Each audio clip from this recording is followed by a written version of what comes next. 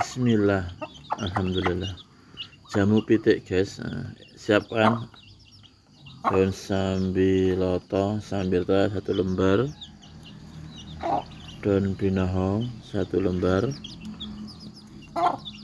daun pepaya 1 lembar. Tiga-tiganya ini dilembutkan, dilolono sebelum ayam makan. Itu cacing sembuh, nggak gampang sakit, radang-radang itu, pilek-pilek juga sembuh, ngorok sembuh. Semoga dicoba dan bermanfaat. Silahkan dicoba dan semoga bermanfaat.